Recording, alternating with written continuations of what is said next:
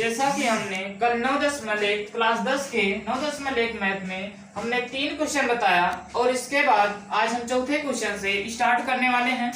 जो इसके पहले नहीं देखे हैं वो हमारा अगला वीडियो देख सकते हैं। देखिए चौथा क्वेश्चन है कि भूमि के एक बिंदु से जो मीनार के पाद बिंदु से 30 मीटर दूर है, मीनार के शिखर का उन्नयन कोण 30 अंश है। मीनार की ऊंचाई ज्ञात कीजिए। मीनार दिया गया एक मीनार से कुछ 30 मीटर दूर पर एक बिंदु है जो कि मीनार के शिखर के साथ 30 अंश का कोण बना रहा है और यहाँ से हमको ये ज्ञात करना है उस मीनार की ऊंचाई क्या होगी। तो हम पहले फिगर बनाते हैं। जैसे ये मान लेते हैं हमारी मीनार हुई और मीनार से 30 मीटर की दूरी पर एक बिंदु है जो कि मीनार के शिखर के साथ 30 अंश के कोण पर झुका है। तो यहाँ से हमको ये ज्ञात करना है इस मीनार की ऊंचाई क्या होगी। हमने यहाँ पर कल बताया था कि हमको जो मान ज्ञात करना होता है और जो मान ज्ञात होता है उन दोनों में त्रिकोणमिति में देखते हैं कौन सा संबंध होता है। जैसे कि लाल बट्टा कक्का पढ़े हैं तो लाल बट्टे कक्का से हमको ये पता है कि पहला मान यल बट्टा के मतलब लंब बट्टा कर्ण जो होता है वो साइन थीटा का मान होता है। दूसरा आधार बटे कर्ण जो है वो cos थीटा का मान होता है और तीसरा लंब बटा आधार tan थीटा का मान होता है। तो हमको लंब ज्ञात करना है और आधार पता है तो लंब और आधार में मान तीसरा होता है, कहने का मतलब tan 30 अंश। तो यहाँ पर tan थीटा बराबर हो जाएगा, थीटा का मान हमको मालूम है 30 डिग्री, tan 30 इक्वल टू ये हो जाएगा लंब बटा आधार। लंब हमारा h है जो कि हमको ज्ञात करना है। तो यहाँ पर लंब मान लेते हैं h और इसके बाद आधार कितना दिया गया है वो 30 मीटर दिया गया है। अब हम जानते हैं tan 30 अंश का मान कितना होता है।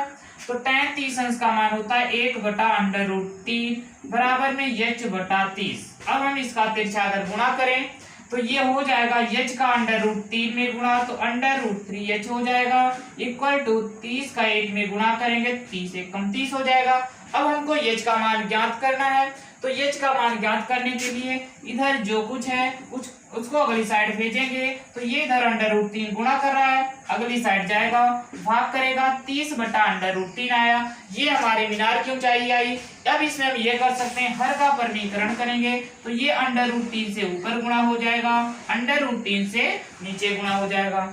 अब यहाँ से h का मान आएगा h इक्वल टू 30 का अगर √3 में गुणा किया जाएगा तो 30/√3 हो जाएगा और √3 गुणे √3 किसी संख्या को रूट में 2 बार गुणा कर सकते वही एक संख्या लिख दिया जाता है। √3 गुणे √3 3 हो जाएगा, 3 1 कम 3 3 दाम 30। कहने का मतलब h का जो मान आया वो 10√3 मीटर आया। ये हमारे मीनार की ऊंचाई हुई यहाँ पर जो कि हमको ये ज्ञात करना था मीनार की ऊंचाई। तो मीनार की ऊंचाई 10√3 मीटर आई। देखिए क्वेश्चन 5 दिया गया भूमि से 60 मीटर की ऊंचाई पर एक पतंग उड़ रही है।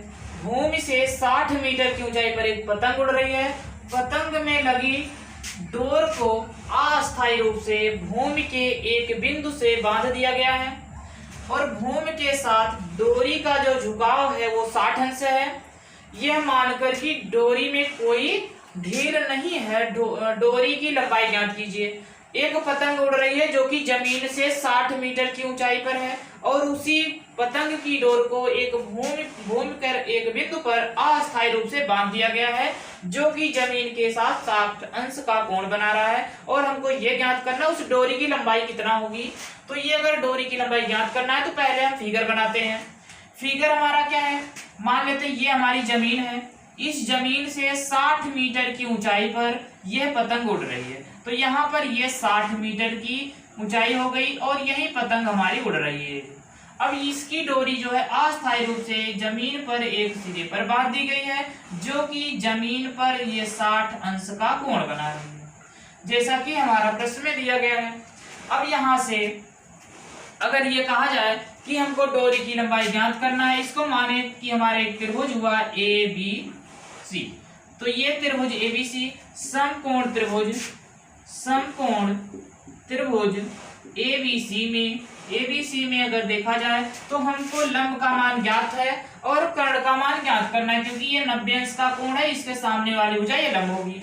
अब हम देखेंगे त्रिकोणमिति में लाल बटे कक्षा से कौन सा अनुपात इसमें लंब और कर्ण के रूप में होता है। तो यहाँ से हमारा पहला होता है साइन का लंब बटे कर्ण, तो हमारा पहला ही संबंध निकला लंब बटे कर्ण साइन थीटा का मान। अब साइन थीटा बराबर लिखते हैं, थीटा के स्थान पे हम 60 लिखेंगे, तो ये हो जाएगा साइन 60 अंश इक्वल टू लंब बटा कर्ण। लंब हमारा कितना है BC, BC का मान कितना 60, तो ये हमारा लंब हुआ। और बचा कितना कर्ण, कर्ण कितना है AC है, तो लंब बटा 60 बटा AC हो जाएगा। इसी AC का मान ज्ञात करना है, डोर की लंबाई है ये। अब जानते हैं साइन 60 अंश का मान √3 बटा 2 होता है, बराबर में 60 बटा AC हो जाएगा। अब हम यहाँ पर AC का मान निकालना है, तिरछा गुणा करते हैं, तिरछा गुणा करेंगे √3 का AC में गुणा, तो √3 AC हो जाएगा, बराबर में 60 का गुणा 2 में करेंगे तो 60 दूना 120 हो जाएगा। अब यहाँ पर हमको कर्ण इसका मान निकालना है AC का, तो AC बराबर क्या आएगा, यहाँ पर हम जानते हैं जो संख्या इधर गुणा कर रही है अगली साइड जाएगा वो बटे में हो जाएगा, तो AC का मान आएगा 120 बटा √3। अब यहाँ से ये हमारा आंसर आया, लेकिन अगर हम चाहें तो हर का परिमीकरण करके √3 को यहाँ से हटा सकते हैं, तो √3 का ऊपर गुणा और √3 का नीचे गुणा, ये हर का परिमीकरण होता है।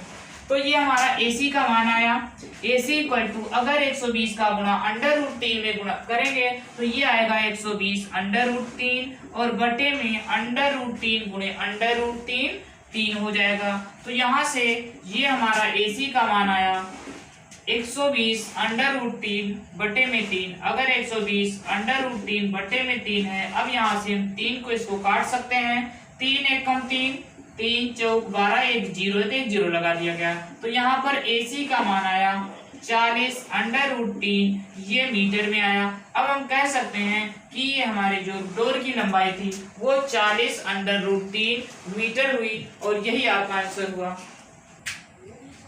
देखिए क्वेश्चन 6 दिया गया है कि 1.5 मीटर लंबा एक लड़का 30 मीटर ऊंचे भवन से कुछ दूरी पर खड़ा है। कहने का मतलब ये 30 मीटर का ऊंचा एक भवन है, उससे कुछ दूरी पर एक लड़का खड़ा है जिसकी लंबाई 1.5 मीटर है। और ये जब वो ऊंचे भवन की ओर जाता है तब उसकी आंख से भवन के शिखर का उन्नयन कोण 30 अंश था और हो जाता है 60 अंश। 30 से 60 अंश हो जाता है। बताइए कि वो भवन की ओर कितनी दूरी चलकर जाता है, ये हमको ज्ञात करना है। तो हम मानते हैं कि एक भवन है जो कि 30 मीटर ऊंचा है, ये भवन की लंबाई 30 मीटर है। अब यहाँ से अगर इसकी ऊंचाई 30 मीटर है तो यहाँ से एक इसके कुछ दूरी पर एक लड़का खड़ा है जिसकी लंबाई कितना है 1.5 मीटर है। तो 1.5 मीटर का लड़का इस भवन से कुछ दूरी पर खड़ा है, ये दूरी हमको नहीं मालूम है। और ये कह रहे हैं कि जब ये भवन को देखता है यहाँ शुरू में तो ये यहाँ पर इसकी आंख हुई और ये जब शिखर को इसको देखता है तो ये उन्नयन कोण 30 अंश का था। मान लेते हैं ये हमारा तल हो गया जहां पर वो उसकी आंख है। तो यहाँ से 30 अंश का कोण था, लेकिन कुछ दूर जाता है भवन की ओर और वो कोण 30 अंश से बढ़कर कितना हो जाता है 60 अंश का। तो 30 से 60 अंश हुआ ये कोण। तो हमको ये बताना है कि वो लड़का यहाँ से यहाँ तक कितनी दूरी तय किया है। तो अगर हम इस त्रिभुज का नामकरण करें तो ABC D, ये त्रिभुज एक हुआ ABC, एक त्रिभुज ADC लिया जाएगा जो कि 90 डिग्री का कोण बनेगा इसमें। और अगला त्रिभुज DBC ये वाला लिया जाएगा जिसमें कोण 60 अंश का बनेगा। अब हम यहाँ पर ये करते हैं कि ये पूरी लंबाई दी गई है 30 मीटर। अगर 1.5 मीटर ये लड़का है तो यहाँ से भी 1.5 ही, क्योंकि वो यहाँ से यहाँ तक जाएगा तब भी उसकी लंबाई 1.5 मीटर ही रहेगी। अगर कहें पूरी लंबाई 30 मीटर है तो हमको ज्ञात करना DC, ये हमारा लंब है, इसकी लंबाई पता करना है। तो हम कह सकते हैं कि DC की लंबाई अगर पता करना है तो पूरे इसमें से अगर नामकरण करें, इसका नाम E मान लेते हैं, इसका नाम F मान लेते हैं। अब अगर हमको DC की लंबाई ज्ञात करना है और हमको पता है DF का मान और FC का मान, इन दोनों का मान पता है, तो पूरे मान से इस मान को हम घटाएंगे तो ये हमारा मान आ जाएगा। तो DC बराबर हम लिख सकते हैं DC बराबर पूरा DF और माइनस में क्या घटा दें, इस बच्चे की लंबाई को घटा देते हैं। ये लंबाई FC है। अब सबका अगर मान रखें तो DC का मान हमको ज्ञात करना है, तो DC बराबर कितना आएगा DF। DF का मान कितना है, पूरा DF मान हमारा 30 मीटर दिया गया है, और माइनस में FC कहने का मतलब जो लड़का है इसकी लंबाई 1.5 है।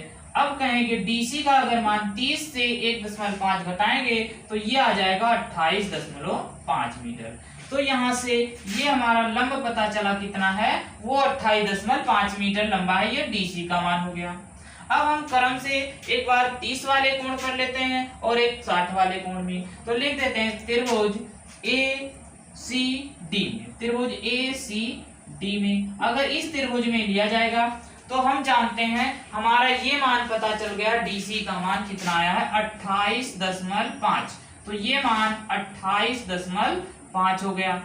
अब यहाँ से ये कहें 28.5 लंब आया, और हमको ये ज्ञात करना है पूरी ये इतना कितना दूर गया है, तो हम मान लेते हैं यहाँ से यहाँ तक की दूरी x मीटर है, तो x मीटर अगर यहाँ से यहाँ तक है तो यहाँ से यहाँ भी कितना होगा, x मीटर होगा। तो अगर ये x मीटर पूरा है और हमको ज्ञात करना सिर्फ इतने को मान लेते हैं, y मीटर मान लेते हैं।